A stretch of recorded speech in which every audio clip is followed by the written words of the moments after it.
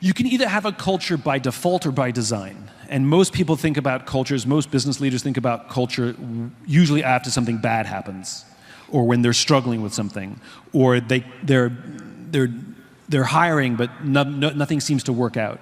Ask yourself what kind of culture you want, and it's going to be based on your why. I wanted my culture to be a place that is inspiring to come and work at my company, and that we want to do work that inspires other people. That's why I get out of bed in the morning, right? And again, it's like parenting.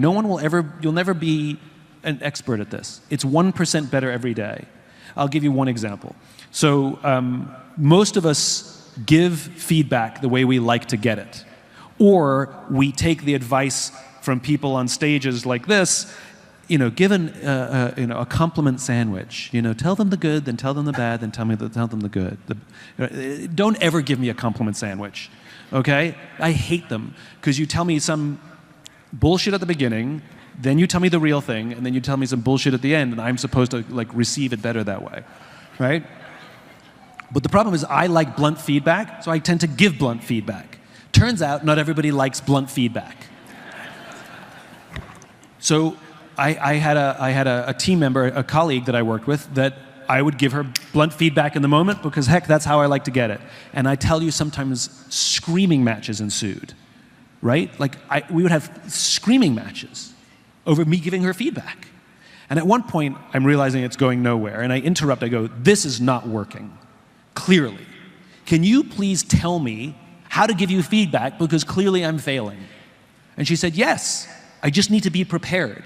So ask me, can I give you some feedback, or schedule a time with me and tell me it's going to be a feedback session and I can put it in my calendar." I said, "I can do that." So I started scheduling it, or I started saying, "Can I give you some difficult feedback now?" And she would say yes, and I could be completely blunt, and she could take harsher feedback than almost anybody on the team, so long as I prepared her for it. And so we have to learn how to give and receive feedback, things like that. The point is, there are these skills. Listening skills, how to have difficult conversations. This is a skill of good culture. I saw this happen after the murder of George Floyd, right? The number of leaders after George Floyd, you know what they did with their teams? Nothing. They did nothing. Not because they're bad people.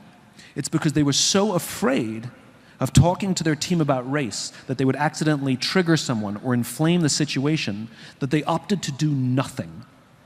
This is because they lacked the skill set of how to have a difficult conversation. Let me teach you how to have a difficult conversation. I need to have a difficult conversation with you. I'm worried I'm going to get some of this wrong, but I need you to work with me. I may say things wrong. I may accidentally trigger somebody, but having this conversation right now is more important than me getting it perfectly right. Can we have that conversation? And now you've just enrolled people to say we're going to have a difficult conversation together, and we're not all going to get it right.